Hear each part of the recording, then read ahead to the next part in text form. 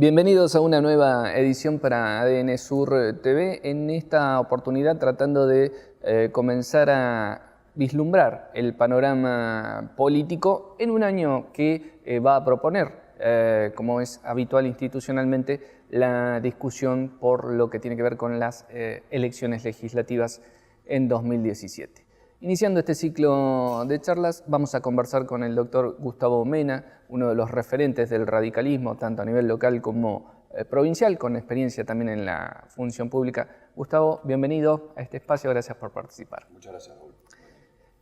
¿Podemos aspirar a que este año electoral proponga una discusión política que ponga en agenda los principales temas que preocupan a nuestra región? Y sería lo deseable, porque además hay que tener presente, digamos, que es una elección de tipo legislativo, que el Congreso, dentro de todo lo que es lo que podríamos llamar la decadencia que padecemos institucional en este país, el Congreso en el último año ha recuperado un poco su rol, dejó de ser una suerte de escribanía ratificadora de proyectos que mandaba el Ejecutivo para tener un debate más vigoroso, para respetarse la opinión del otro, para generar acuerdos interpartidarios o interbloques.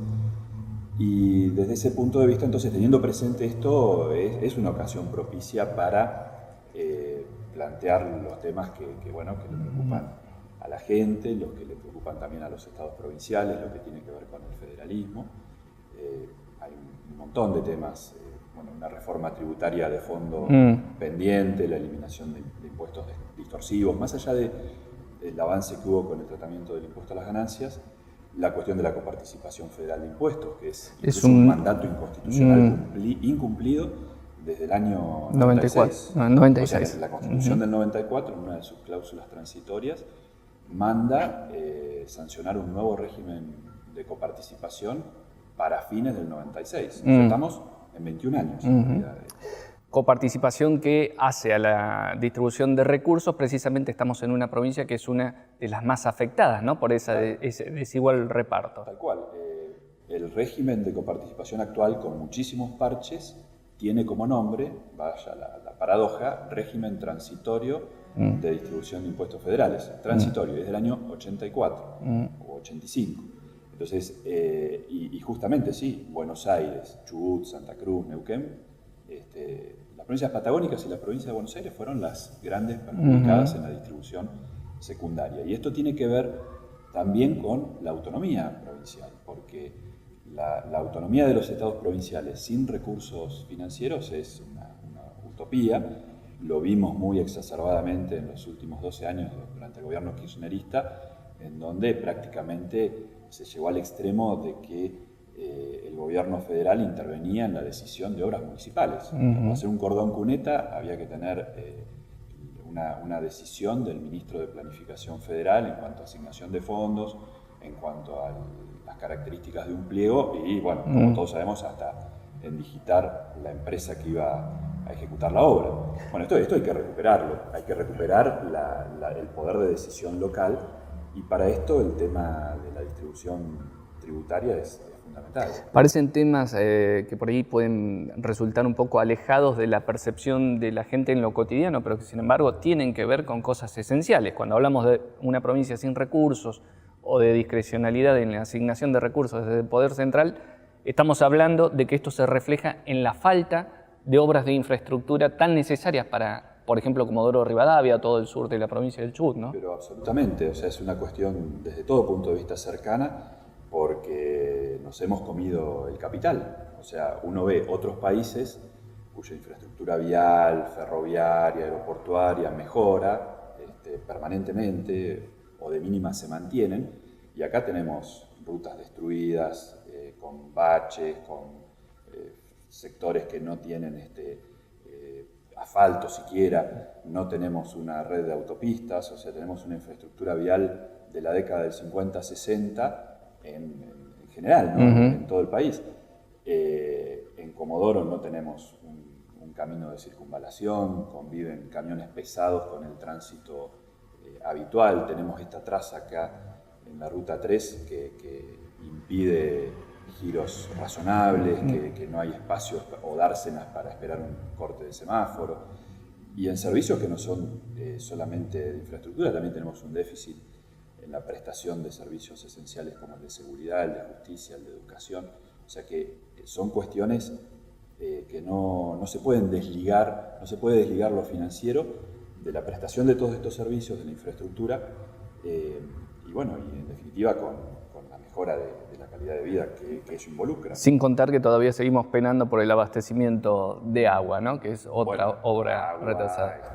Obras inconclusas, por ahí es una cuestión, uno puede decir, bueno, un estadio es una cuestión secundaria, pero en definitiva eso implicó una inversión muy importante y está ahí inconclusa desde hace muchos años, la ciudad judicial, y sí, servicios esenciales como el agua, en donde no se avisora. Digamos, parecería que el problema cada vez se agrava, porque ahora ya no solo es un problema de transporte, en el caso del agua en Comodoro, sino que además es un problema en la fuente de captación. ¿no? Claro, o sea con los problemas ambientales. ¿Y qué nos pasó en estos años, más allá, por supuesto, de la crítica política y de la autocrítica que seguramente tendrá para hacer también el radicalismo en estos años? Pero digo, uno piensa muchas veces Comodoro Rivadavia ha dejado pasar un ciclo de actividad petrolera alta con generación de recursos, no solo para la provincia, sino para el Estado Nacional, vía retenciones a las exportaciones de petróleo, y de todo eso ha vuelto muy poco o casi nada en materia de estas obras de infraestructura, de estas respuestas que la ciudad necesitaba para su crecimiento, o la región sur en su conjunto, ¿no? De la provincia.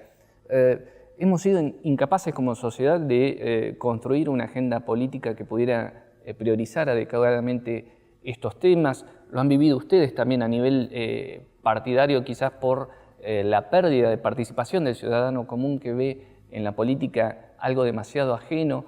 ¿Por dónde empezar a encontrar explicación a ese proceso de deterioro? Es un proceso complejo y por supuesto que todos debemos hacer autocrítica porque en la función pública, porque el radicalismo ha sido un partido de gobierno, pero de todos modos también hay que ser justos y señalar que a partir del 2002-2003 hubo un giro muy importante en lo que es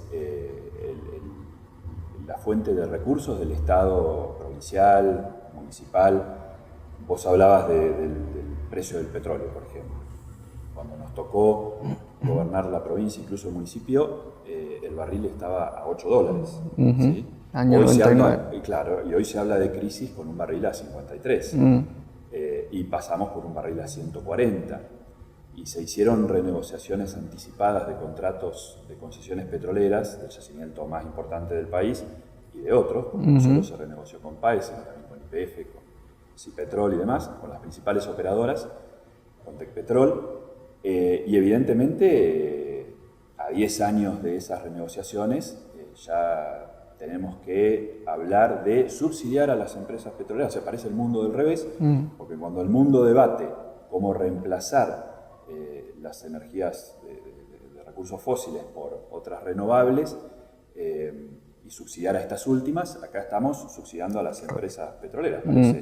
Parece una locura. Entonces, evidentemente, fracasó ese modelo de renegociación, más allá de las consideraciones legales, que ya hemos dicho lo nuestro, más allá de las consideraciones penales que por ahí surgen, digo, como forma de una gran oportunidad de cambiar este paradigma, de asegurar condiciones de vida mejores, estos recursos de infraestructura que hablamos. Y en realidad, todo se perdió en una fiebre de consumo, muchas veces alentada desde el propio Estado, ¿no?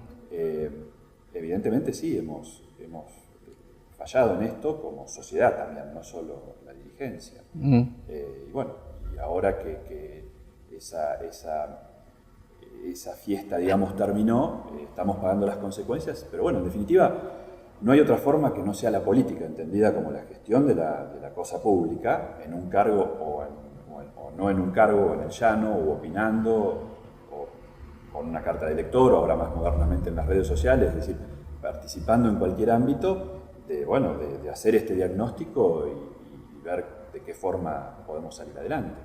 Va a ser interesante este año, digo, para saber si podemos despejar esta incógnita, ¿no? De si somos capaces de construir una agenda política que priorice los grandes temas, más allá de las posiciones partidarias, ideológicas de cada uno, y ver cómo se instala esa discusión de fondo, básicamente. Sí, hay muchos temas que hay que animarse a discutir y poner en la agenda y trascender lo coyuntural. No quiero ser insistente con el tema financiero, ¿no? Pero hablamos de una reforma tributaria que está pendiente porque hay que dar justicia, también equidad a cómo se genera la renta pública.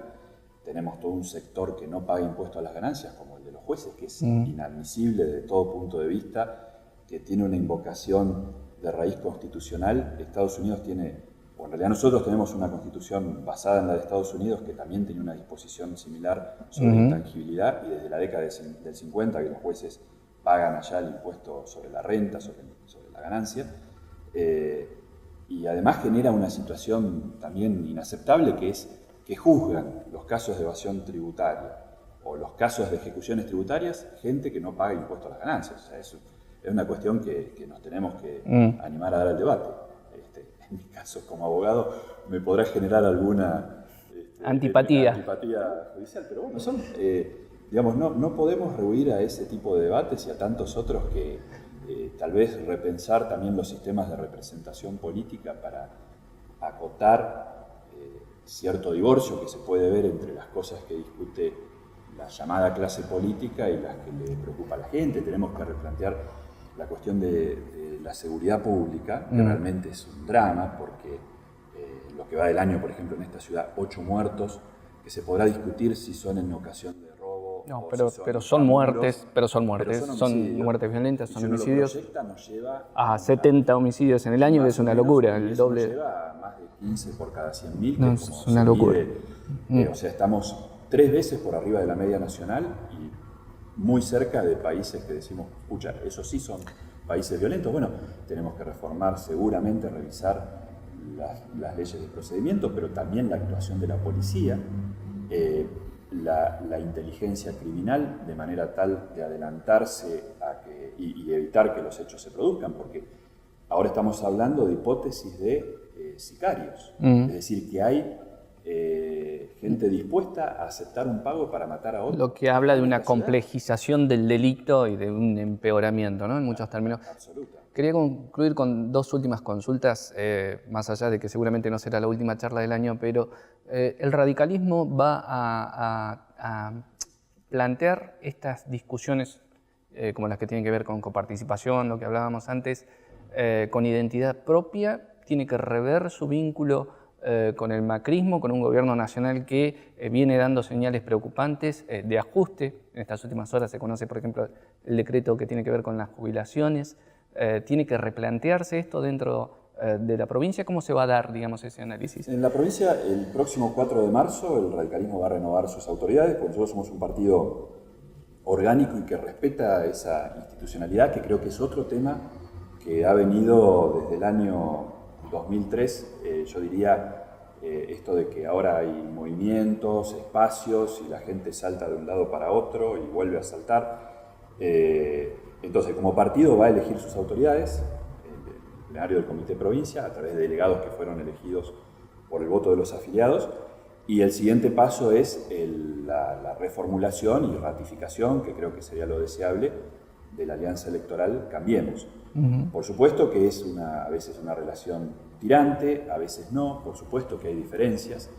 De todos modos, yo creo que el país ha pegado un enorme salto de calidad y para bien con la elección del presidente Macri. Nosotros íbamos por una peligrosísima pendiente hacia la pérdida de libertades públicas, estábamos derivando hacia un gobierno muy autoritario al estilo del que lamentablemente padece Venezuela en este momento. Yo creo que desde ese punto de vista, desde la institucionalidad hay una mejora, y hay errores, sí, hay muchísimos. No haber respetado el tema de las audiencias públicas en los incrementos tarifarios, este decreto interpretativo de la movilidad jubilatoria. Pero fíjate que en el propio frente electoral, en la propia alianza electoral, hay anticuerpos, porque son generalmente desde dentro mismo de ese espacio, desde el radicalismo, la coalición cívica, donde se señalan estos errores, porque acá no hay obediencia de vida, no hay ese temor reverencial o ese verticalismo que hacía que todo se tenía que silenciar, nada se podía criticar a la presidenta. Y bueno, y todo se pone sobre el debate, y estas son las cosas de la democracia, los errores, las posturas divergentes, pero puestas sobre la mesa, y que eso evita que se insista en el error o que sea tarde cuando se intenta remediarlo.